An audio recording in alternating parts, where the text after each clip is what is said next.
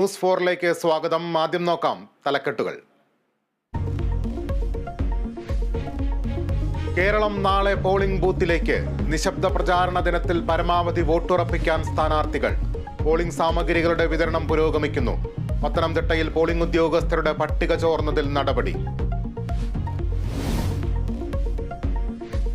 EP. Jayarajan BJP. നേതാക്കളുമായി ചർച്ച നടത്തിയെന്ന് കെ. സുധാകരൻ. അമിത്ഷായുമായി കൂടിക്കാഴ്ച നടത്തിയത് കെ. സുധാകരന് ഇ.പി.യുടെ മറുപടി.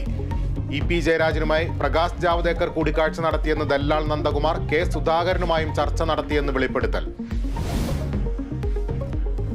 വയനാട്ടിലെ ഭക്ഷ്യക്കിറ്റുകളിൽ വിവാദം പുകയുന്നു. ബി.ജെ.പി. തയ്യാറാക്കിയ കിറ്റെന്ന് ആരോപിച്ച് LDF-ഉം UDF-ഉം. വഴിപാട് കിറ്റെന്ന് കെ. സുരേന്ദ്രൻ. മാസപ്പടി കേസിൽ മാത്യു കുഴൽനാടന്റെ ഹർജിയിൽ വിധി മെയ് 3-ന്. തെളിവുകൾ ഹാജരാക്കാതെ മാത്യു കുഴൽനാടൻ. CMRL-ന് മുഖ്യമന്ത്രി വഴിവിട്ട സഹായം നൽകിയെന്ന ആരോപണം വിജിലൻസ് തള്ളി.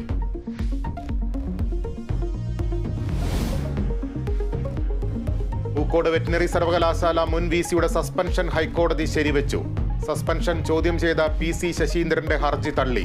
പുറത്താക്കാൻ ചാൻസലർക്ക് അധികാരമില്ലെന്ന സർക്കാർ വാദം കോടതി നിരസിച്ചു.